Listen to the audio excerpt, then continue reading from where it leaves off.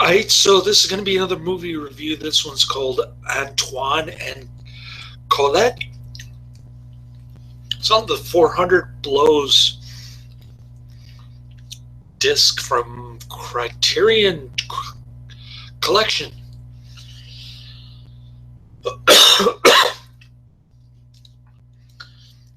It's a short film, part of an anthology of the Love at 25 short films.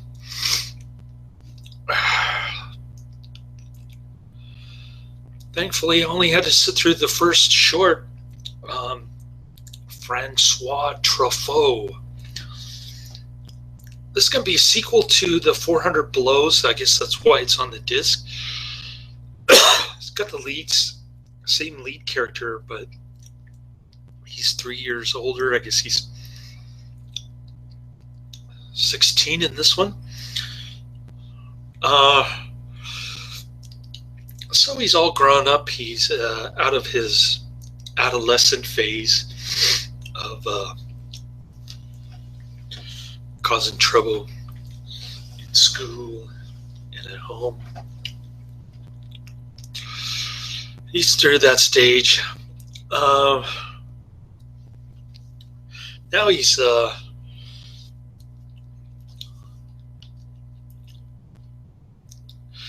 on his own, independent. He works at a record factory, and he likes to go to the opera. He likes to go to the symphony.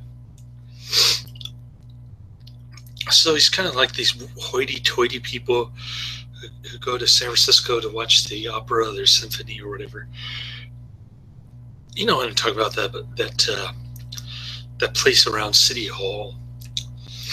My ex-wife's friend actually works there, former co-worker. And my former co-worker now works there. So business is booming in San Francisco. And apparently the director likes this kind of classical music because it plays a lot. And it's quite boring watching them just sitting there watching the symphony going. Even the director admitted that it was a drawn-out scene. But he's special. You see, back in the late 50s, early 60s, he was part of the French New Wave, which was a fad that came and went very fast. A fad that I loathe with all of my passion. I'm giving this one 1 out of 5 stars. And so Antoine's scoping out Colette. They're at the symphony there. Long, drawn-out scene. And he starts flirting with her, but she's treating him like a platonic brother. Then at the end, she chooses a different boyfriend, which kind of sucks. It's like a love unrequited. I've been through that crap when I was about that age, a little bit older. But supposedly he's supposed to be 18, but he's in reality he's 16, something like that, or he's supposed to be 18 to 20, somewhere in that range. He does look more mature in this film than he did in the 400 Blows. And they even use stock footage from the 400 Blows to show his misbehavior when he was a kid. Hiding under the bed while there's cigar smoke all over the place.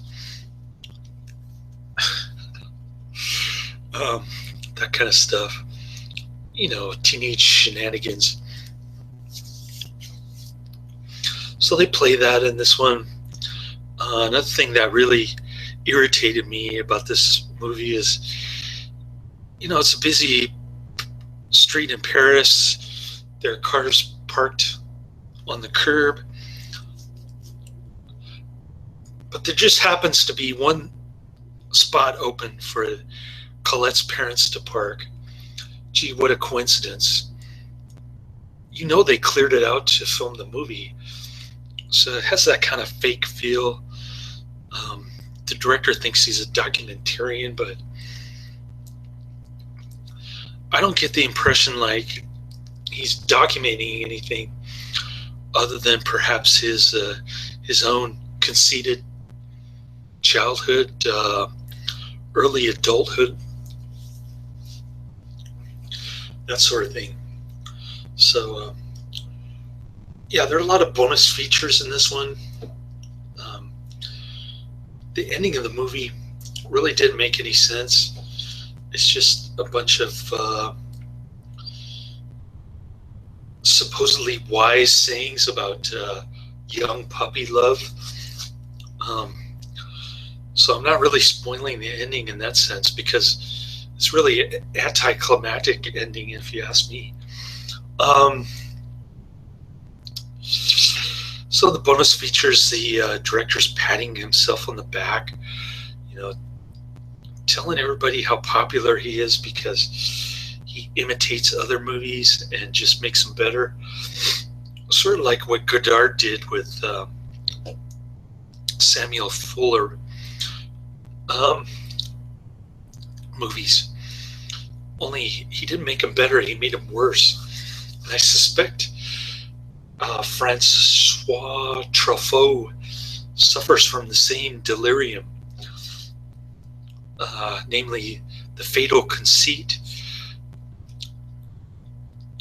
Probably nobody knows who François Truffaut is nowadays, much less Federico Fellini or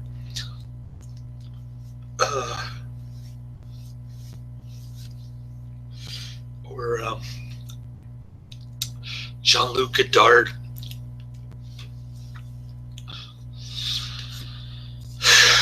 Does anybody watch that stuff these days? I doubt it.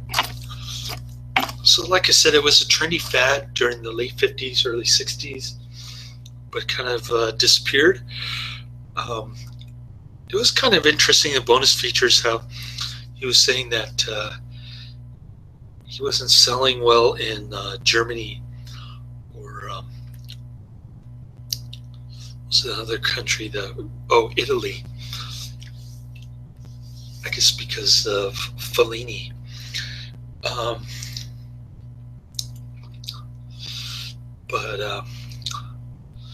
Anyways, I guess Italy has their own kind of art house film, which is a lot more kinkier and rowdy than the French stuff under De Gaulle. But they do mention, Antoine's buddy. He's kind of helping get over his crush on Colette. He says that his cousin is writing him love letters, and he wants to get on with his cousin. I didn't know France was that risque in terms of getting on with your cousin. I thought that was only Holland, places like that, where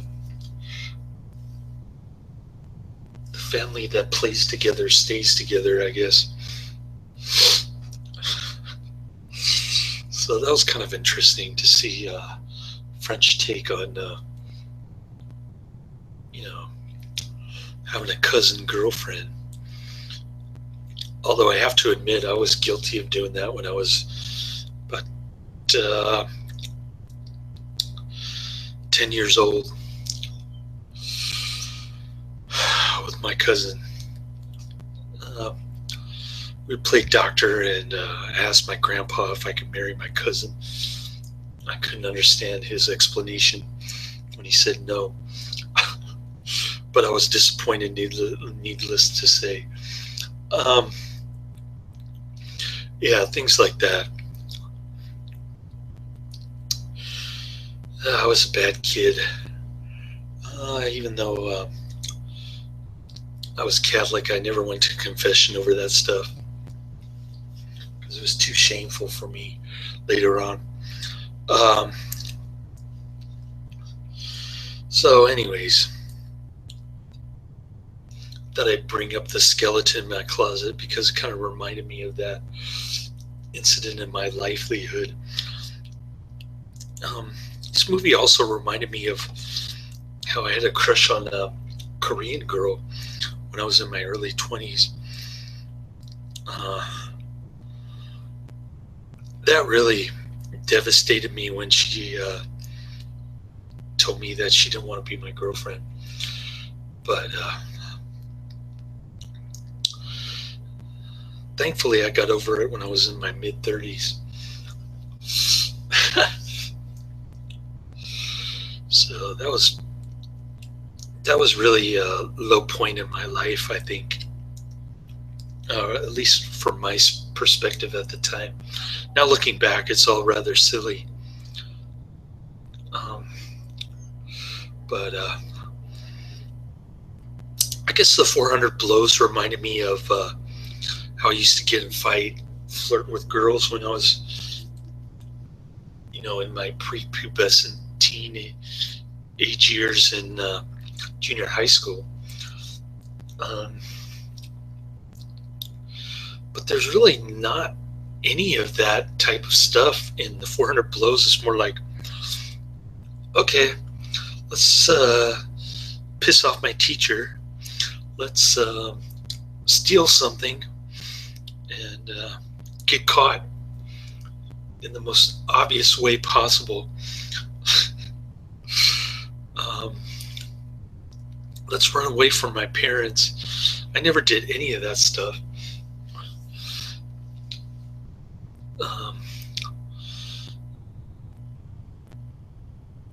I suppose my teacher was kind of miffed that I had a high IQ, but I wasn't listening to him in class. But he wasn't like overbearing and nasty like this French jerk off in the 400 Blows. So, like I said, there's a lot of bonus features, and it's kind of surprising seeing as how these movies are so old. They're older than me. And they're in black and white, both of them.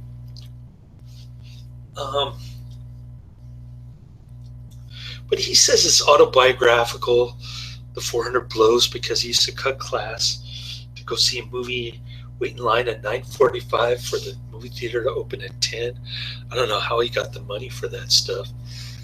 But that's what he used to do, just like in the 400 Blows, where they cut school to catch a movie, and then the dumb kid tells the teacher that his mother died, and sure enough, the mother appears the next day.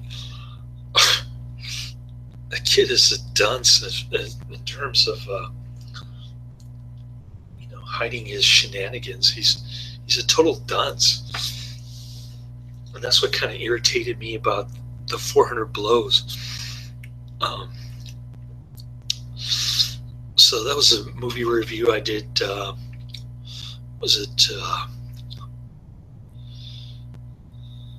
Just last night, I think. So I'm whizzing through these pretty fast. By the way, my son got me to order Elf. So you got the advertisement on this Netflix jacket here. Will Ferrell movie. My coworker said it was already a Christmas classic. And I've seen the beginning. It's quite funny. It's got James Caan, Will Ferrell plays a goofy 6'3" elf wannabe. And then it's got Ed Asner and Bob Newhart, if you can believe that. I was amused to see leftist Ed Asner playing Santa Claus. That role suits him well because he looks like he's about 100 years old. So that was kind of intriguing. And the gags are quite funny, I might add. I can understand why my son watched it in the car twice on the way to Santa Rosa. Well, not really twice, because the movie's like an hour and a half. And he watched another half an hour the first half an hour again. So you watched it like 1.3 times, I guess.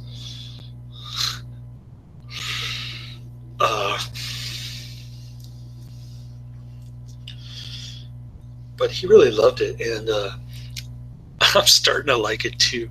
It's got a lot of inside jokes that he wouldn't understand, but very funny flick so far. I was dating this racist white girl when I was married second time. We went to see Avatar in 3D at the Metreon again. And I think she kissed me that night. I don't remember. She was living with her uncle. And and she started telling me about Step Brothers, another Will Ferrell movie. And she made me watch the trailer. It looked on her phone, on her cell phone. It looked totally ridiculous. Or maybe it was their iPad, I guess. It looked totally ridiculous and quite funny, actually. The trailer was quite funny. So yeah, that's what Elf reminds me of. You know, picking her up for a movie in San Francisco at her uncle's place. She has no idea that I'm married. Or yeah. Talk about covering up your shenanigans. That was the ultimate right there. And later she calls me and asks me if I'm married. I don't know how she figured it out, but interesting.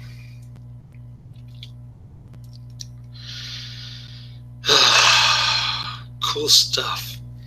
Definitely digging the Elf and not digging the Criterion Collection disc. So that's the end of my review. Not recommending it, and I'm not saying check it out. I'm saying skip it. Laters.